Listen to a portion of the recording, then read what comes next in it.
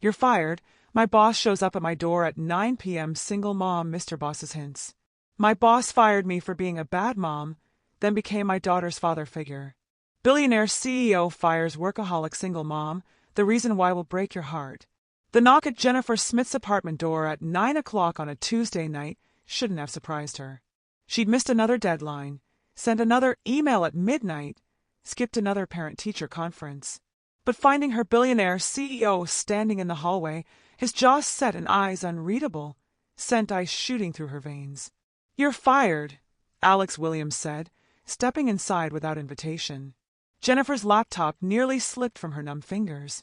8-year-old Maya didn't even look up from her tablet, microwave dinner growing cold on the coffee table. "Mr. Williams, I can explain the quarterly reports. Can you explain when you last read her a bedtime story?" He gestured toward her daughter. "Attended a school event? Had an actual conversation that wasn't about homework?" Jennifer's defenses rose like walls. "Everything I do is for her. I'm providing. You're hiding." His voice softened, cracked. "Hiding from grief in spreadsheets and conference calls. I know because I did the same thing after my daughter died." The room tilted. "So yes, you're fired," Alex continued. "But I'm also offering you something better. Same salary, different priorities. The question is, are you brave enough to say yes? Hit that like button and drop a comment. Now let's begin." Jennifer woke at 6:30 for the first time in a decade without reaching for her phone. The silence felt wrong, like missing a limb. In the kitchen, she stared at the pancake mix like it might explode. "Mom!" Maya appeared in the doorway, backpack already on. "Why aren't you dressed?" "I thought I'd make breakfast. Walk you to school, maybe." Her daughter's eyes widened with something between hope and suspicion. "You never walk me." The words landed like a punch. Jennifer flipped a pancake. It splattered across the stove. "Well, I'm going to now. Tell me about your friends. Who do you sit with at lunch?" "You don't know." "I want to know." Maya picked at her burnt pancake edges.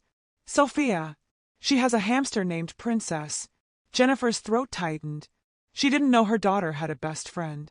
Didn't know Maya was terrified of thunderstorms or that she'd stopped believing in magic because nobody noticed when she lost her first tooth. Alex's email arrived at 7, family integration consultant. "Your first project is yourself. 1 week of mornings with Maya. Report findings Friday." Maya watched her mother carefully. "Are you really staying?" "I'm really trying," Jennifer whispered. Alex's estate sprawled across rolling hills like something from a movie. His housekeeper Rosa took one look at Jennifer's tense shoulders and laughed. "He told me you don't know how to play. Come, we fix this." While Rosa taught Jennifer to make cookies without checking email, Alex led Maya to the stables. Jennifer watched through the kitchen window as her daughter squealed with delight, his hand steadying her on the horse. The gentleness in his movements made her chest ache. That evening, marshmallows charred over the fire pit as Alex talked about Emma. She loved astronomy. We'd lie on the lawn naming constellations. His voice broke. "I bought her a telescope 3 days before she died. Never got to use it together." Jennifer saw tears slip down his face, and something shifted between them. Maya yawned against Alex's shoulder. "Mr. Williams, there's a father-daughter dance at school next month. Since I don't have a dad anymore, could you maybe?" The silence stretched too long. Alex looked at Jennifer, questions and fear in his eyes. "We'll talk about it, sweetie," Jennifer managed, her heart hammering against ribs that suddenly felt too tight. Alex arrived in a suit that made him look less like a CEO and more like a man trying too hard not to care. The other parents whispered, assuming things Jennifer wasn't ready to name. On the decorated gymnasium floor, he took Maya's small hand. She beamed up at him, and Jennifer watched his face transform, grief and joy colliding as he spun her daughter in careful circles. He was seeing Emma. Maya was finding the father she'd lost. And Jennifer was falling apart in the bleachers. Maya dozed off during the drive home, clutching the corsage Alex had brought her. He carried her upstairs, navigating the narrow hallway like he belonged there, laying her gently on the bed. In the doorway, his hand found Jennifer's. "Thank you for letting me." "Alex!" She looked up at him, and suddenly the space between them felt electric. He leaned closer. She could feel his breath, see the question in his eyes. Then David's photo on Maya's nightstand caught her eye. Jennifer stepped back. I can't. I'm sorry. This isn't, I can't. Alex nodded, understanding written in the set of his shoulders as he left. San Francisco fog rolled through the cable car as Maya shrieked with laughter, Jennifer's arm wrapped tight around her. Conference sessions happened between peer visits and ice cream shops, a balance that would have been impossible 3 months ago. Alex appeared at Fisherman's Wharf like he'd planned it, which he absolutely had. Investor meetings, he said unconvincingly. After Maya fell asleep in the hotel room, they sat on the balcony overlooking the bay. The city lights blurred through Jennifer's tears. I feel like I'm cheating on him, she whispered. David's been gone 2 years and I still feel guilty for living. Alex's hand covered hers. I visited Emma's grave every week for 3 years. Told her about board meetings, acquisitions, everything except the truth. Which was that I was terrified to feel anything real again. He turned to face her. But Jennifer, I'm falling for you. And I think Emma would tell me I'm an idiot for waiting this long to say it. Jennifer's breath caught. What if I'm not ready? Then I'll wait. His thumb traced circles on her palm. But stop punishing yourself for wanting to be happy. David loved you. He'd want you to live, not just exist. Ruth stood in Jennifer's living room like a judge pronouncing a sentence. My son has been gone barely 2 years, and you're already parading some man around his daughter? Maya clutched the photo album Ruth had brought, images of David holding her as a baby.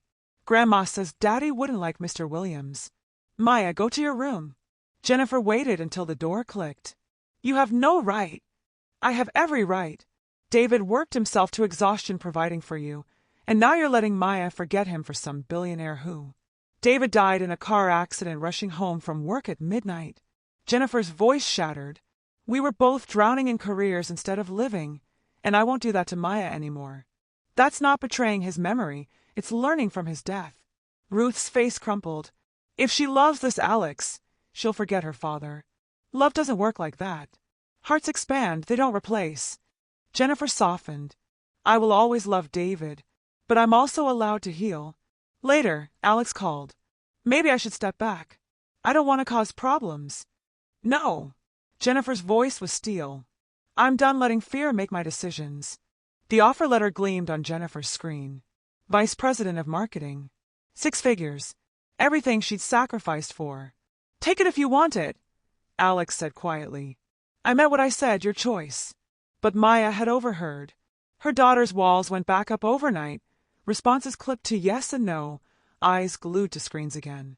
Jennifer sat in her car outside the cemetery, hands shaking on the steering wheel. She hadn't visited David's grave since the funeral, couldn't face the finality. Now she knelt in the grass, fingers tracing his name. I don't know what I'm doing. This job is security. Proof I didn't fail. But Maya needs me present, and Alex, God, David, I'm falling in love with him and it feels like betraying you. The wind wrestled through the trees. You'd hate who I became after you died. Working every second, ignoring our daughter, hiding from everything that hurt. Tears streamed down her face. I need to know it's okay to choose differently. To choose love over fear. To let myself be happy again. She pressed her palm to the cold stone.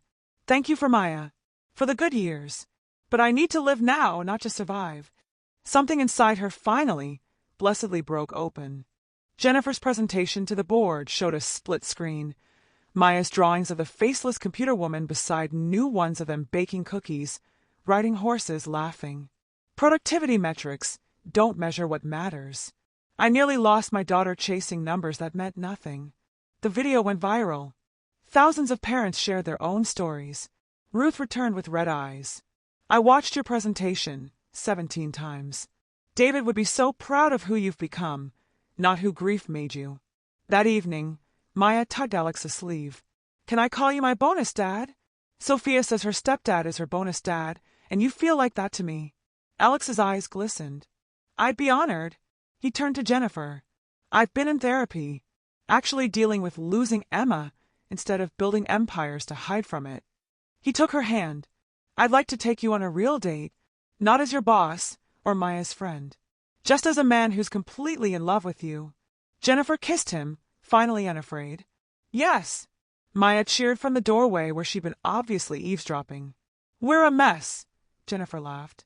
We're a family, Alex corrected, pulling them both close. 6 months transformed everything. Jennifer's family integration program had helped 300 parents reclaim their lives. Maya's teacher called with praise instead of problems. Alex had promoted someone else to CEO, choosing board meetings over 60-hour weeks. At their small wedding, Maya stood between them in a lavender dress, David's photo pinned inside her bouquet, and Emma's locket around her neck.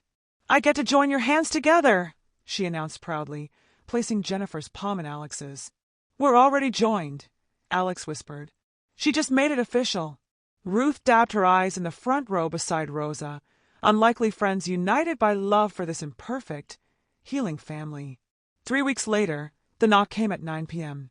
Jennifer opened the door to find Alex holding pizza boxes, still in his work clothes. "Movie night delivery." "Alex!" Maya barreled I'm past so Jennifer, happy to be launching here into with his you. arms. We're He happy you're caught here her too, easily, sweetie. We love spinning her you. once before setting her down.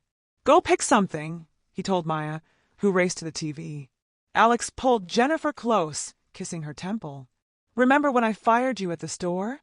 Best thing that ever happened to me." "Second best," he corrected, nodding toward Maya arranging blankets. "She's the best thing." Jennifer leaned into him, watching their daughter prepare their evening. She'd lost everything, her job, her armor, her fear. And in the wreckage, she'd found what she actually needed all along. Love. Presence. Home. What would you do if you were in Jennifer's shoes? Choose the promotion or choose love. Thank you for staying until the end.